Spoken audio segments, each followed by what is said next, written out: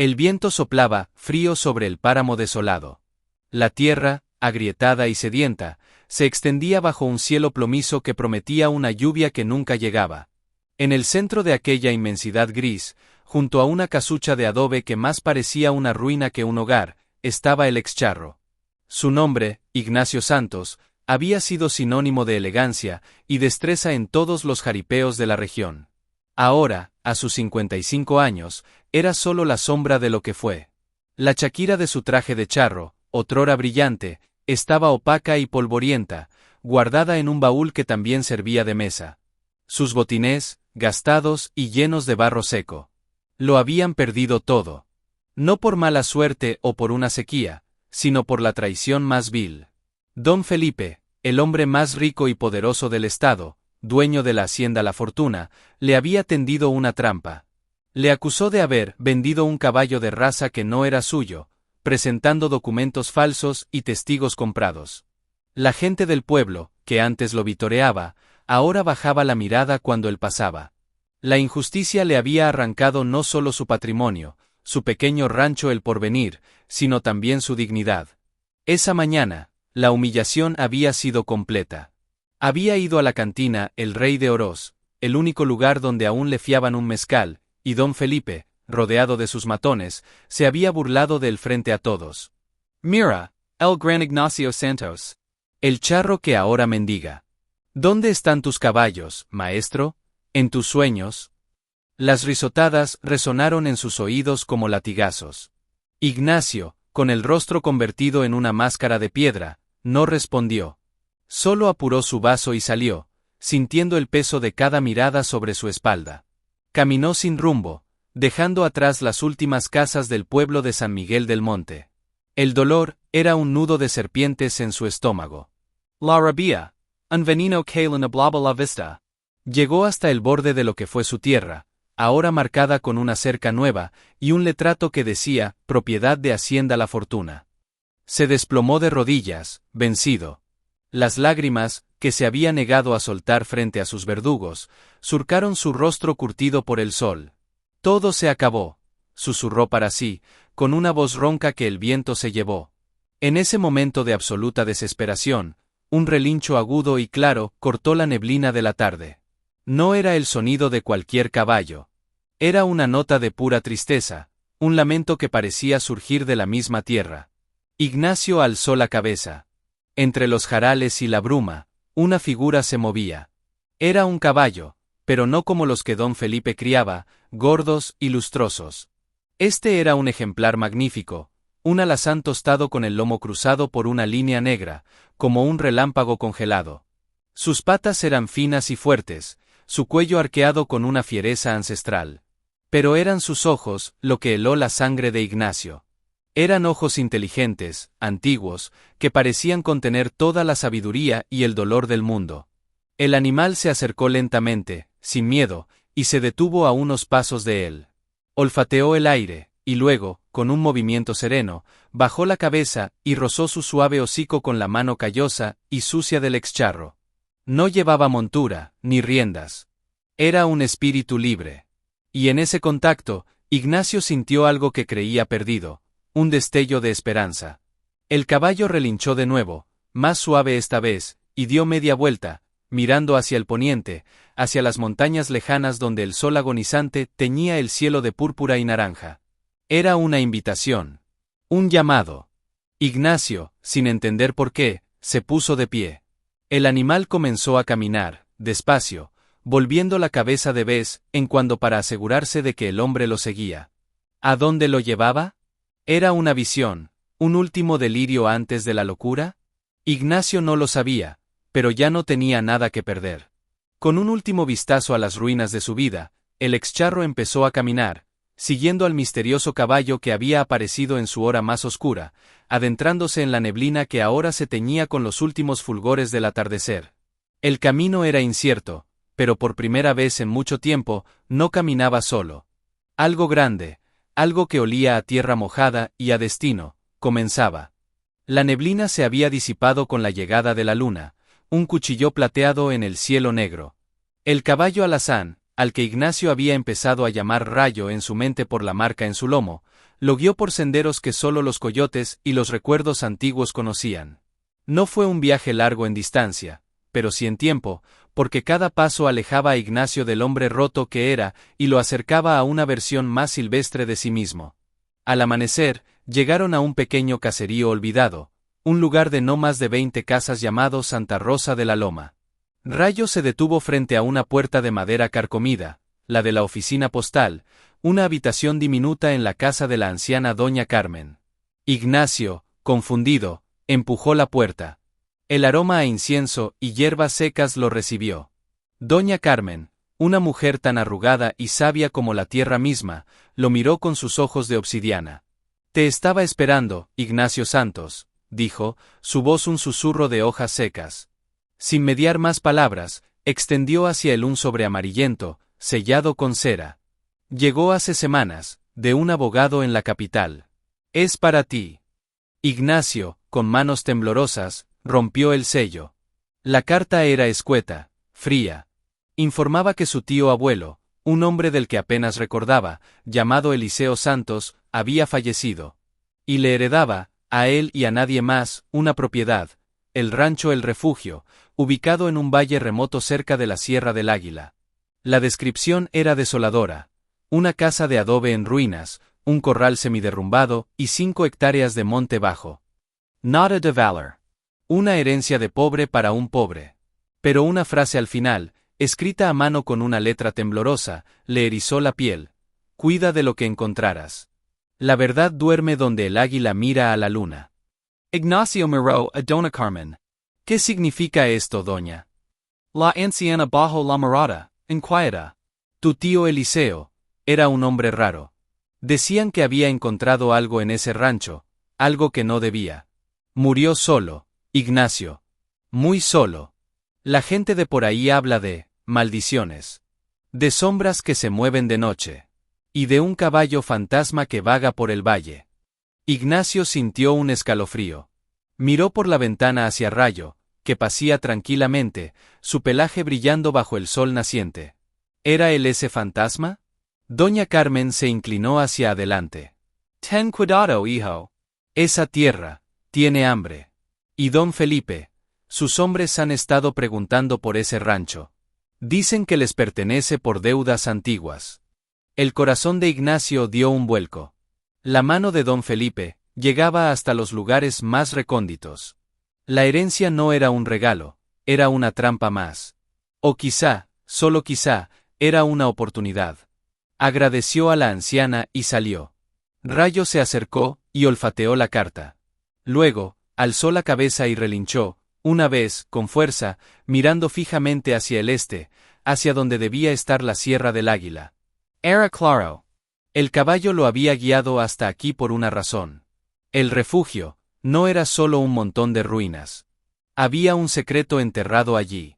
Un secreto que alguien poderoso quería mantener oculto. Ignacio montó sobre el lomo de Rayo por primera vez.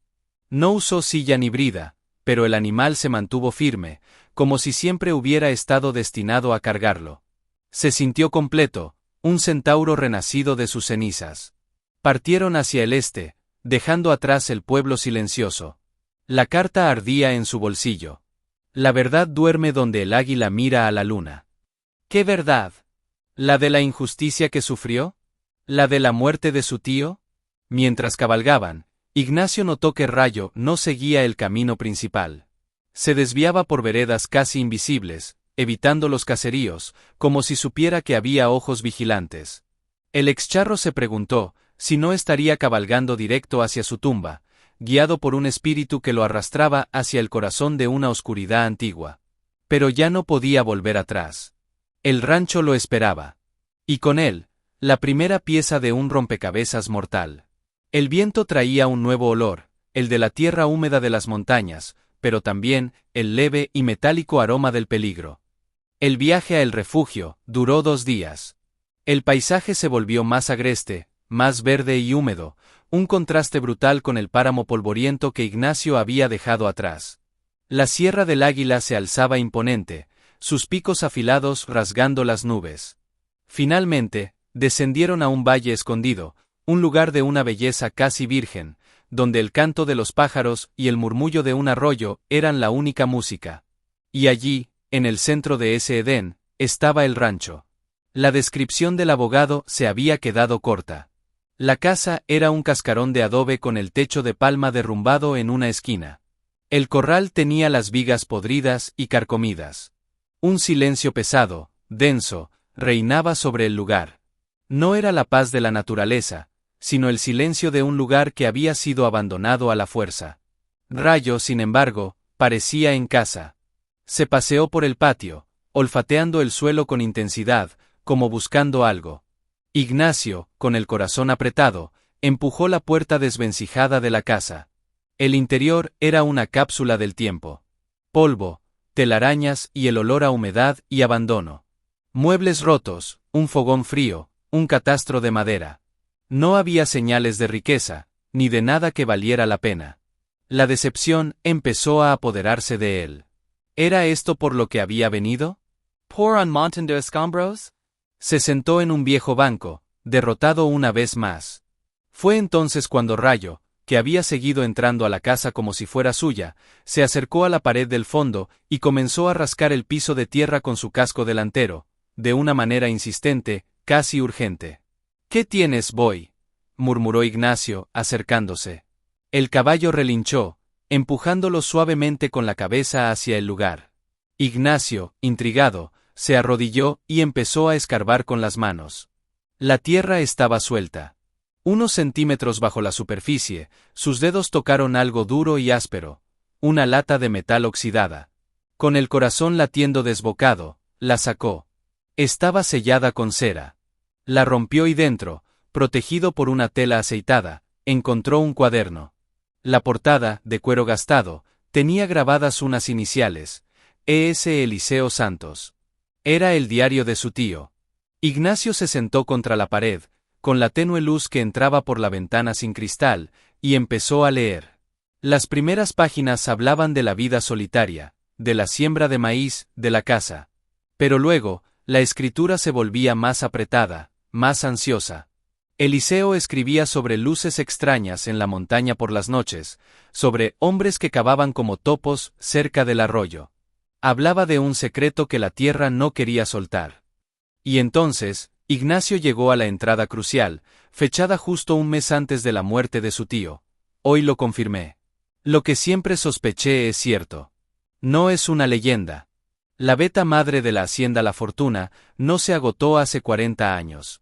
Don Felipe, el padre del actual, la encontró, pero más grande, más rica. Pero en lugar de explotarla, la selló. Hubo una masacre, Ignacio. Mataron a todos los mineros que trabajaban allí para guardar el secreto y mantener el precio de la plata alto. La taparon con una explosión. Y la mina, la Providencia, está aquí, en mis tierras. O bajo ellas. El acceso debe estar cerca de donde el águila de piedra mira a la luna llena. Tengo miedo. Don Felipe, el hijo, sabe que lo sé. Me han ofrecido dinero, amenazas, pero la tierra tiene sangre, y la sangre clama justicia. Ignacio dejó el diario caer. Las manos le temblaban. No era una herencia. Era una bomba. La fortuna de Don Felipe se basaba en una mentira y en una matanza. Su propia ruina, la acusación del caballo robado, era solo un movimiento más para deshacerse de un Santos, para quedarse con esta tierra y su secreto mortal. Rayo se acercó y posó su cabeza sobre el hombro de Ignacio, como si comprendiera el peso de lo descubierto. El excharro miró a los ojos del animal. Esos ojos que ahora le parecían los de un testigo silencioso de todo. El caballo lo había traído aquí no para salvarlo, sino para que cumpliera con una misión. La injusticia que había sufrido era solo una pequeña parte de algo mucho más grande y oscuro. Tenía en sus manos la prueba que podía derrumbar un imperio de corrupción. Pero también era una sentencia de muerte. Afuera, el sol comenzaba a esconderse. Y en la distancia, muy lejos, Ignacio creyó ver el destello de un espejo, o de un rifle, en la cresta de la montaña. No estaban solos. El pasado había despertado, y venía a cobrar su deuda. La noche se acercaba, y con ella, los peligros que habitaban en sus sombras. La noche cayó sobre el refugio, como un manto negro y pesado. No había luna. Solo 1.000.000 de estrellas frías e indiferentes titilaban en el firmamento. Ignacio encendió un pequeño fuego en el hogar, con la lata del diario y sus páginas llenas de verdad guardadas en su saco. Rayo permanecía en un rincón de la habitación, alerta, sus orejas moviéndose constantemente, captando sonidos que el oído humano no podía percibir. La paz del valle se había roto. Ahora, cada crujido de un insecto, cada susurro del viento entre los árboles, sonaba como una amenaza. El diario de Eliseo ardía en la mente de Ignacio. La mina la providencia. La masacre. La mentira que sostenía el poder de don Felipe. ¿Dónde estaba la entrada? Donde el águila de piedra mira a la luna llena. Salió de la casa, seguido de cerca por Rayo. Su vista se adaptó a la oscuridad. Miró hacia la silueta de la sierra, tratando de encontrar una formación rocosa que se pareciera a un águila. Fue entonces cuando Rayo, inquieto, tiró de su ropa con suavidad y luego se alejó unos pasos, mirando hacia un grupo de peñascos al pie de la montaña, cerca del arroyo. Ignacio lo siguió. Entre las sombras, con un poco de imaginación, una de las rocas más altas sí parecía tener la forma de un águila con las alas semiabiertas. Su cabeza apuntaba hacia un claro en el cielo, por donde, en una noche de luna llena, el astro habría brillado justo en su mira. Era el lugar. Se acercó, palpando la roca fría y húmeda. Musgo, enredaderas, y entonces, sus dedos encontraron un borde demasiado recto para ser natural. Era una losa de piedra, colocada a propósito, camuflada contra la roca madre. Su corazón se aceleró. Empujó con todas sus fuerzas, pero no se movió. Estaba sellada, o era demasiado pesada. Mientras forcejeaba, Rayo emitió un bufido de alerta, un sonido grave y peligroso. Ignacio se congeló. Desde el bosque, vinieron otros sonidos. El chasquido seco de una rama. El roce de una botella contra una piedra. No eran sonidos de animales. Eran de hombres. Y se estaban acercando. Rápidamente, Ignacio se agachó detrás de los peñascos, arrastrando a Rayo con él. Apenas se ocultaron, 3 figuras emergieron de la negrura del bosque. Eran hombres grandes, con sombreros y rifles al hombro. Llevaban los rostros cubiertos con pañuelos, pero Ignacio reconoció la forma de moverse de uno de ellos. Era el tuerto, el capataz más despiadado de don Felipe. «Revisen la casa», ordenó el tuerto con voz ronca. Don Felipe quiere asegurarse de que el viejo loco no dejó nada escrito. Y si el charro anda por aquí, ya saben qué hacer. Los otros 2 hombres asintieron y se dirigieron hacia la ruinosa vivienda. El tuerto se quedó mirando hacia los peñascos, como si sintiera su presencia. Encendió un cigarrillo, y la brasa iluminó brevemente su rostro marcado por una cicatriz. «Sal, Santos», dijo en voz no muy alta, pero cargada de maldad. «Sabemos que estás aquí. El patrón es generoso. Te ofrece un poco de dinero por esta tierra de mierda. Es más de lo que vale. Acepta, y podrás irte a molestar a otro lado». Ignacio contuvo la respiración. Sabía que era una mentira.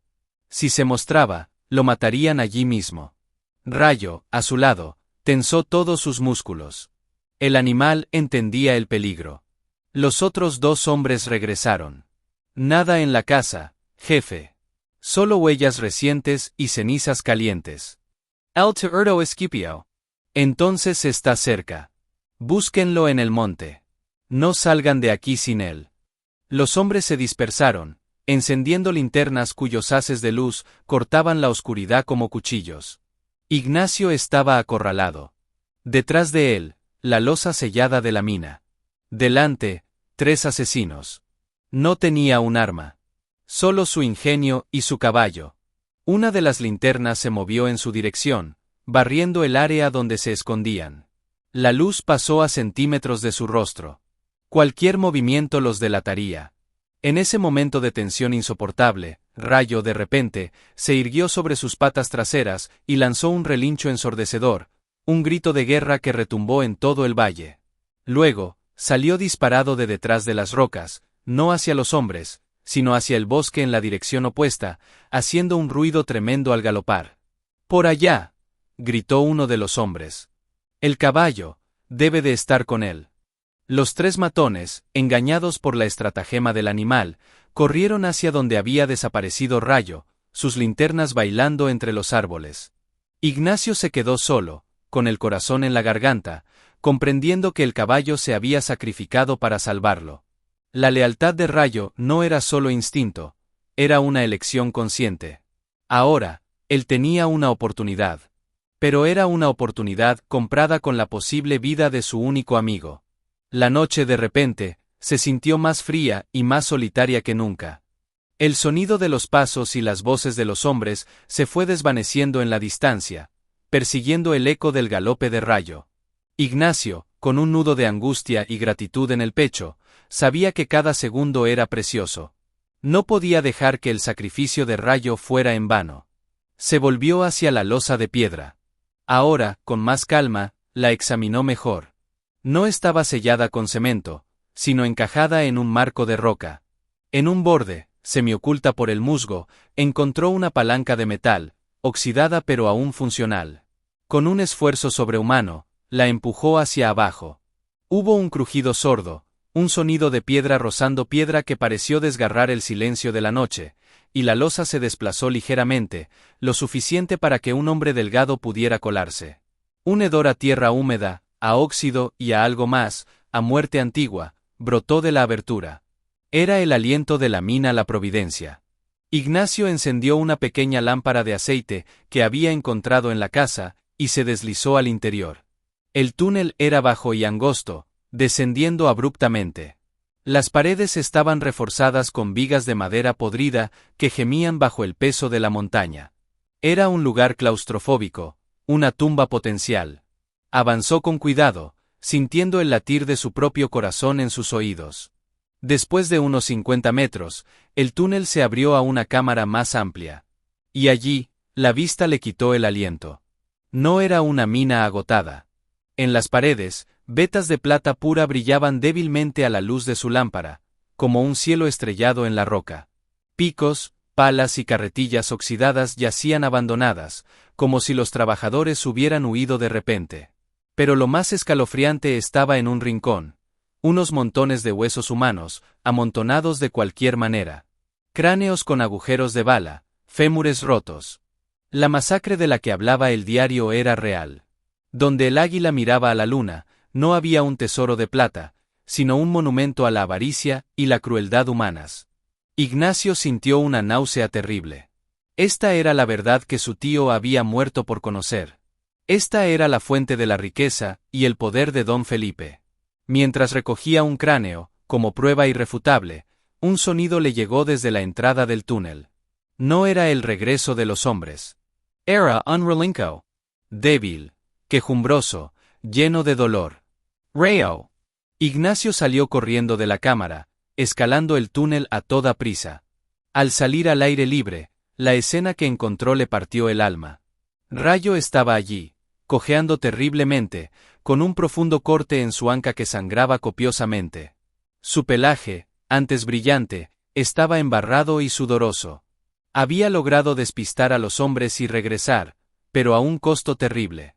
Ignacio se arrodilló a su lado, con lágrimas en los ojos. «Lo siento, muchacho, lo siento», murmuró, quitándose la camisa para hacer un torniquete y presionar la herida. El caballo, agotado, apoyó su cabeza en el hombro del hombre, emitiendo un suave bufido. En ese momento de conexión profunda, de dolor compartido, Ignacio supo que ya no se trataba solo de venganza o de limpiar su nombre.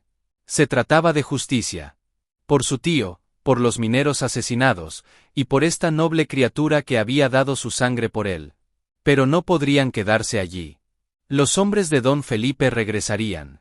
Tenían que huir, llevar la prueba a las autoridades. Pero, ¿qué autoridades? Don Felipe controlaba al sheriff, a los jueces. ¿A quién podía recurrir? Mientras pensaba desesperadamente, los rayos del amanecer comenzaron a teñir el cielo en el este. La noche había pasado, pero el peligro no.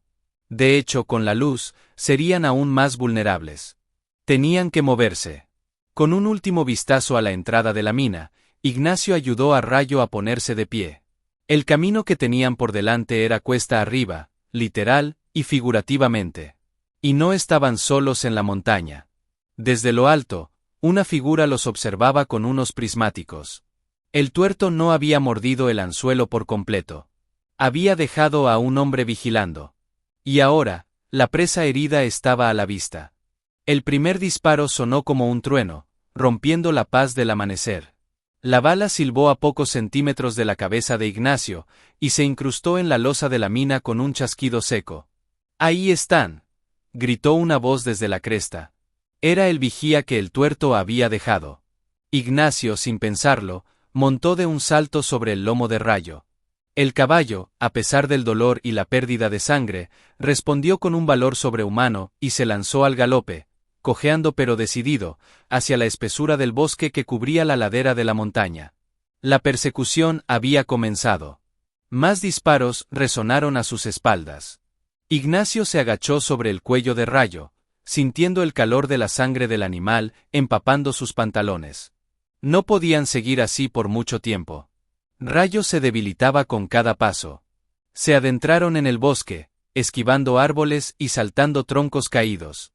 Los jinetes de don Felipe, montados en caballos frescos y fuertes, los seguían de cerca.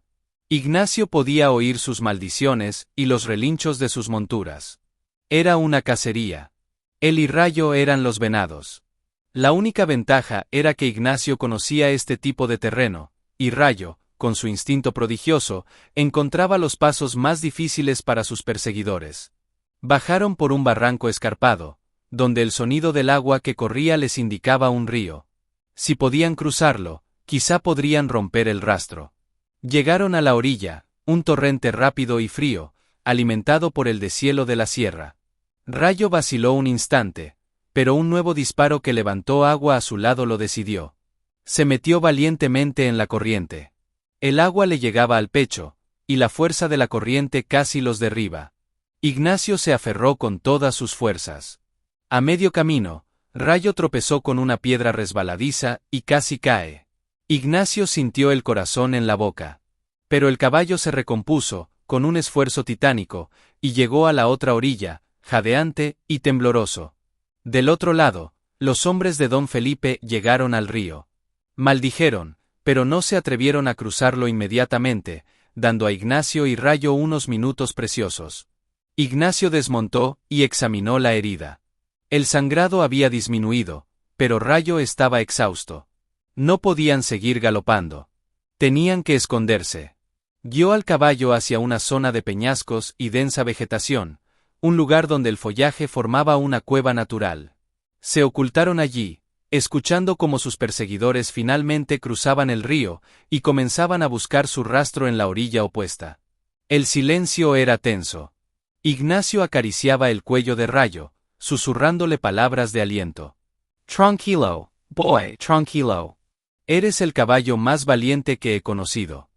El animal lo miró, sus ojos grandes y oscuros reflejando un entendimiento que iba más allá de lo animal.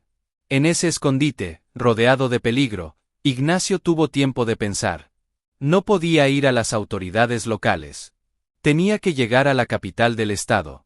O encontrar a alguien con el poder y la integridad para enfrentarse a don Felipe. Recordó entonces a un hombre, el coronel Anaya, un militar retirado conocido por su honor intachable y su lucha contra la corrupción en la región. Vivía en una hacienda a un día de camino, hacia el sur. Era una esperanza remota, pero era la única que tenían.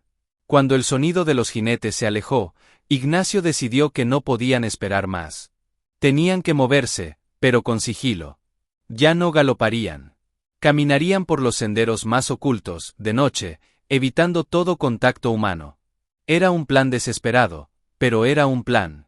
Esa noche, bajo un manto de estrellas que parecían testigos mudos de su odisea, Ignacio y Rayo iniciaron su lenta y dolorosa marcha hacia el sur. Llevaban consigo el peso de la verdad y el fantasma de una mina llena de huesos. Y también, la certeza de que si don Felipe los alcanzaba, esos huesos se les unirían muy pronto. La marcha fue una agonía lenta. Ignacio caminaba la mayor parte del tiempo para no cargar sobre Rayo, cuyo estado era delicado. Le daba agua de los arroyos, y le buscaba las hierbas más tiernas para comer. La conexión entre ellos se profundizaba con cada paso doloroso. Ignacio le hablaba, le contaba historias de su juventud, de los jaripeos, de su padre, también charro. Rayo parecía escuchar, sus orejas se movían hacia la voz del hombre, como si cada palabra fuera un bálsamo. Después de 2 noches de caminata, llegaron a los límites de la hacienda San Jerónimo, propiedad del coronel Anaya. Era un lugar bien cuidado, con campos verdes y caballos de pura raza pastando en praderas cercadas. Una imagen de orden y prosperidad que contrastaba brutalmente con el mundo de miseria y conspiración del que venían. Ignacio, con el corazón en un puño, se acercó a la casa principal. Antes de que pudiera llamar, la puerta se abrió y salió el coronel Anaya en persona. Un hombre alto, de cabello cano y bigote, con una postura erguida y una mirada penetrante que lo examinó de arriba abajo. ¿Buscas algo, amigo?, preguntó, con una voz que no invitaba a tonterías. Ignacio, con la ropa hecha jirones y cubierto de lodo, se presentó. Mi nombre es Ignacio Santos. Necesito su ayuda, coronel. Es un asunto de justicia. Al mencionar su apellido, los ojos del coronel se estrecharon. Santos. Hijo de Emiliano Santos. Ignacio asintió, sorprendido. Sí, señor. El coronel hizo una seña para que entrara. En el estudio, rodeado de libros y trofeos, Ignacio contó toda su historia. La injusticia de don Felipe, la herencia del rancho, el diario de su tío, el descubrimiento de la mina y la masacre, la persecución. Le mostró el diario y el cráneo que había tomado como prueba. El coronel Anaya escuchó en silencio, su rostro era una máscara impasible.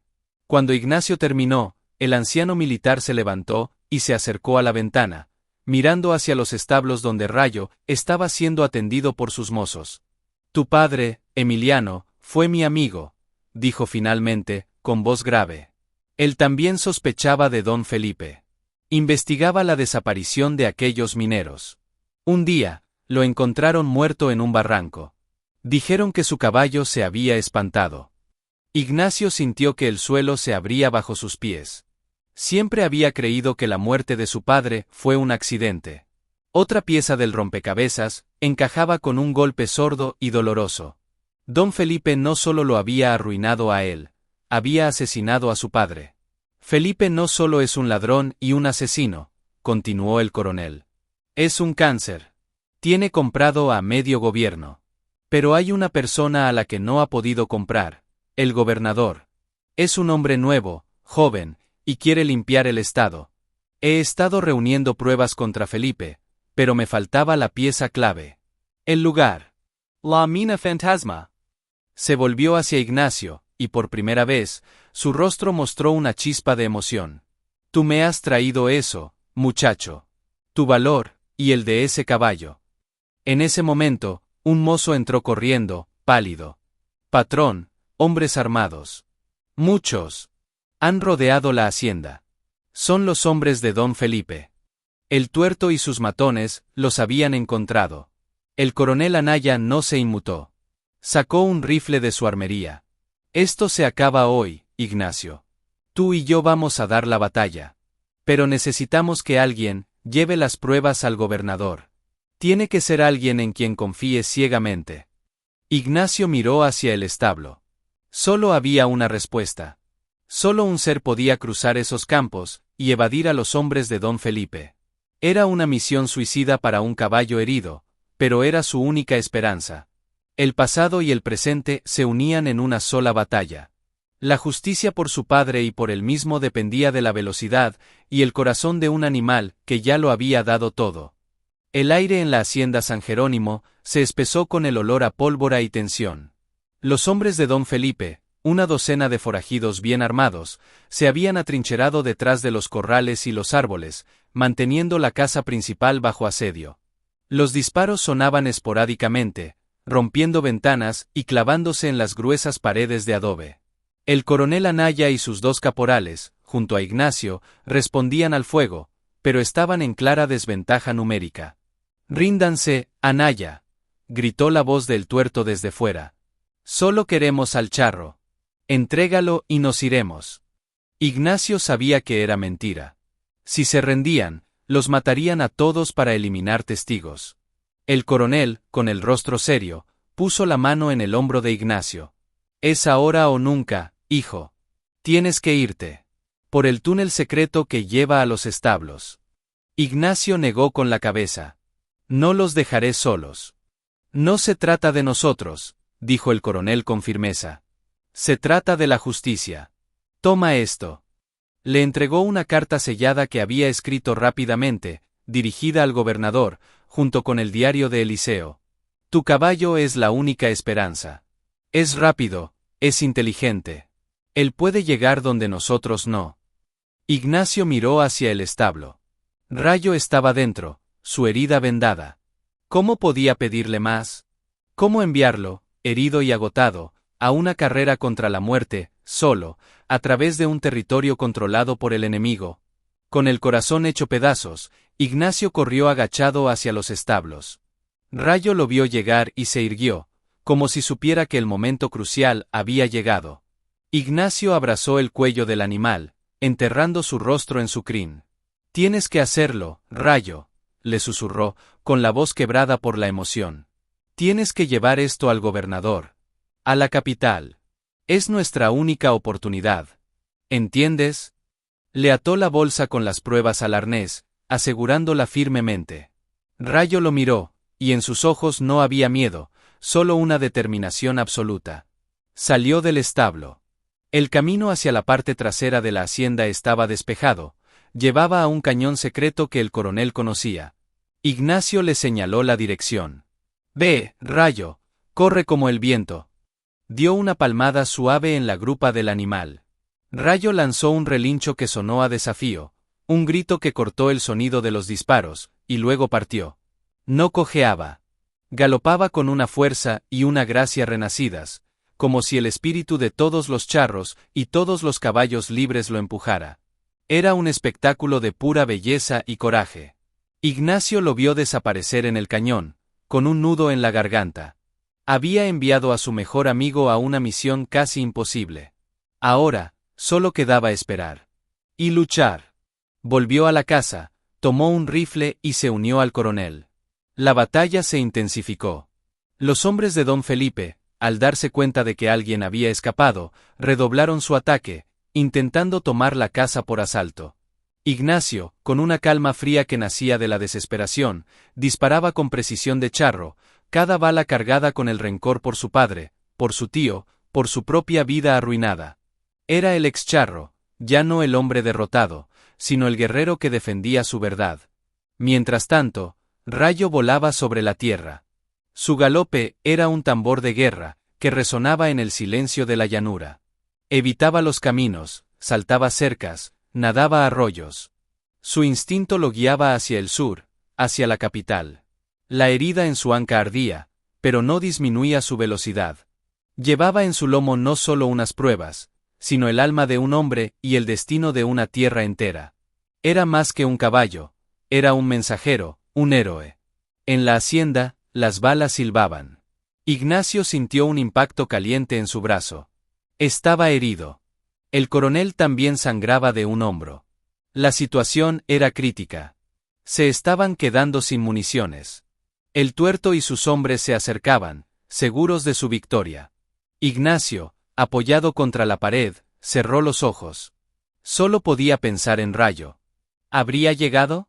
¿O yacería muerto en algún barranco, otra víctima más de la avaricia de don Felipe? El sonido de las botas en el corredor le dijo que el final estaba cerca. Apretó su rifle, listo para su última batalla. Afuera, el sol comenzaba a caer, pintando el cielo de un rojo sangre. Era el color de la venganza, o tal vez, el de la justicia que agonizaba. La puerta del estudio se reventó de una patada. El tuerto apareció en el marco, con una sonrisa torcida y cruel, su rifle apuntando directamente al pecho de Ignacio.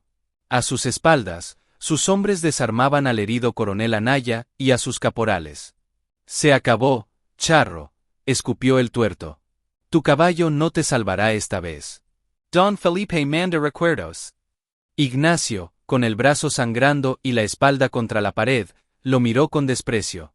Matarás a un hombre, pero la verdad ya está en camino. El tuerto se rió. ¿Crees que ese animal herido llegará a la capital? Lo tenemos vigilado todo. Es solo un caballo. Se perderá, morirá de cansancio, o uno de nuestros hombres lo abatirá. Apretó el gatillo. Pero en ese instante preciso, un sonido lejano pero inconfundible atravesó el aire. Era el sonido de sirena. No una, sino varias. Docenas. Se acercaban rápidamente, un coro de urgencia que crecía con cada segundo. Los rostros de los matones se llenaron de confusión y miedo. El tuerto bajó el rifle por un instante, mirando hacia la ventana. ¿Qué es eso? Ignacio, con un destello de esperanza en el corazón, sonrió. Era un sonido que nunca había escuchado en estos lares, el sonido de la ley. Fuera, una caravana de vehículos todoterreno con los logos del gobierno estatal y camionetas llenas de soldados federales entraba a toda velocidad por el camino principal de la hacienda, levantando una nube de polvo. Y al frente de la caravana, galopando con una dignidad triunfante, estaba Rayo. Su pelaje estaba cubierto de sudor y espuma, sus hollares abiertos como cavernas, pero llevaba la cabeza en alto. Había llegado. Había encontrado al gobernador, o a sus hombres, y los había guiado de regreso. Los federales, armados con rifles de asalto, rodearon la casa en segundos. «Ríndanse, están rodeados», gritó un oficial por un megáfono. El tuerto y sus hombres, atrapados, cambiaron miradas de pánico. La superioridad numérica ahora estaba del otro lado. El tuerto, en un acto de desesperación, levantó su rifle de nuevo hacia Ignacio. Pero no llegó a disparar. Un sonido agudo, un relincho claro y poderoso, lo distrajo. Era Rayo, que se había acercado a una ventana rota y miraba directamente al interior, a Ignacio. Sus ojos se encontraron. En ese momento, el tuerto, volviéndose hacia el caballo, cometió su último error. Ignacio, con la fuerza que le da la certeza de la victoria, se abalanzó sobre él, desviando el arma. Ambos hombres cayeron al suelo, forcejeando. Fuera, los federales irrumpieron en la casa, desarmando a los otros matones. La lucha fue breve. Ignacio, con su brazo bueno, inmovilizó a el tuerto contra el suelo. La justicia, tan esquiva por tanto tiempo, finalmente había llegado. Minutos después, todo había terminado. Los hombres de don Felipe estaban esposados. El coronel Anaya, aunque herido, sonreía con satisfacción. Ignacio salió tambaleándose de la casa. Lo primero que vio fueron los ojos de Rayo. Se acercó al animal, que estaba jadeante pero vivo, y lo abrazó con todas sus fuerzas, sin importarle el dolor de su brazo. «Lo lograste, muchacho, lo lograste», repetía, entre lágrimas de alivio y felicidad. Rayo frotó su cabeza contra el hombro del hombre, agotado pero victorioso. El oficial al mando de los federales se acercó.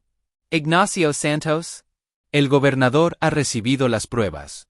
Hay órdenes de arresto contra don Felipe y todos sus cómplices. La mina será sellada oficialmente, y las familias de los mineros serán indemnizadas. Su nombre será limpiado». Era el final de una pesadilla.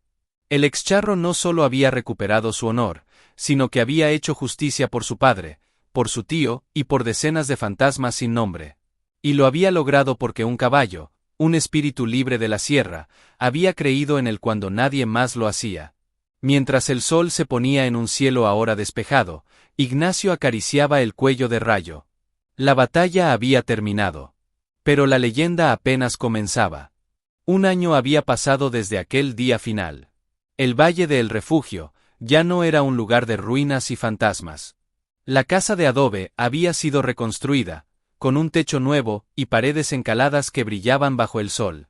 El corral era fuerte y espacioso, y en él pastaban una yeguada pequeña pero de pura raza, descendientes del propio Rayo. El rancho ya no se llamaba El Refugio. Una nueva placa de madera tallada colgaba en la entrada: Rancho La Verdad. Ignacio Santos, el excharro, caminaba por sus tierras con una paz que creía perdida para siempre. Su nombre había sido públicamente vindicado. Don Felipe y sus secuaces, incluido el tuerto, estaban en prisión, esperando un juicio que sería el fin de su imperio de mentiras. La plata de la mina, la Providencia, había sido declarada patrimonio de las familias de las víctimas, y una placa con los nombres de los mineros asesinados, incluido el de su tío Eliseo, marcaba el lugar donde el águila miraba a la luna. La mina fue sellada para siempre, no por miedo, sino por respeto. Ignacio no necesitaba esa riqueza manchada de sangre. Su riqueza estaba en otra parte. Se detuvo en el borde del arroyo y silbó suavemente. Un relincho respondió desde la pradera, y pronto, Rayo se acercó a él al trote. Su herida había sanado, dejando solo una cicatriz blanca que parecía un relámpago más pálido. Era un animal en la plenitud de su vida, respetado y amado. Se acercó a Ignacio y lo rozó con su hocico, buscando la zanahoria que el hombre siempre llevaba en el bolsillo. «Ahí tienes, viejo amigo», dijo Ignacio, riendo. Ya no era el hombre roto y amargado. El sol y el trabajo lo habían curtido de nuevo, pero ahora su rostro mostraba sonrisas frecuentes. El coronel Anaya se había convertido en un amigo cercano, y a menudo lo visitaban familias del pueblo que antes le daban la espalda, pidiéndole disculpas y ofreciendo su amistad. Pero las mejores tardes eran estas, las silenciosas, solo él y Rayo. Montaba sin silla, y cabalgaban por el valle, explorando cada rincón de su pequeño reino. A veces, se sentaba en la roca del Águila y miraba las estrellas. Pensaba en su padre, en su tío, y en el extraño camino que el destino le había deparado. No había sido la riqueza ni la venganza lo que lo había salvado, sino la lealtad, la verdad y el coraje inesperado de un caballo. Una tarde, mientras paseaban, un grupo de niños del pueblo vecino llegó al rancho. Sus padres los habían enviado para que el gran charro les enseñara un poco sobre los caballos. Ignacio, con paciencia, les mostró cómo cepillar a Rayo, cómo ponerle una silla. Los niños miraban con ojos asombrados al magnífico animal. Uno de ellos, el más pequeño, se atrevió a preguntar: «Señor Ignacio, ¿es verdad que Rayo es un caballo mágico, que entendía todo y salvó al pueblo de Don Felipe?» Ignacio miró a Rayo, que parecía escuchar con atención, y luego sonrió al niño. «No es magia, hijo. Es corazón. Los animales entienden más de lo que creemos. Y a veces, un poco de bondad y respeto es devuelto con la lealtad más grande del mundo». Esa noche, después de que los niños se fueron, Ignacio se quedó en el corral, acariciando el cuello de Rayo. El animal descansaba su cabeza sobre el hombro del hombre, y los dos miraban la luna llena que se elevaba sobre la Sierra del Águila, iluminando el valle con una luz plateada y pacífica. Donde el águila miraba a la luna, ya no había un secreto de muerte, sino un testimonio de vida. El excharro había encontrado su lugar en el mundo. No en la fama ni en la riqueza, sino en la tierra que amaba, bajo el cielo infinito, junto al amigo que lo había guiado de regreso a casa. Y supo, con una certeza que le calentaba el alma, que nunca más estaría solo. El relincho de Rayo en la noche tranquila era la canción de su victoria, la melodía de una justicia ganada no con balas, sino con verdad y un amor inquebrantable entre un hombre y su caballo.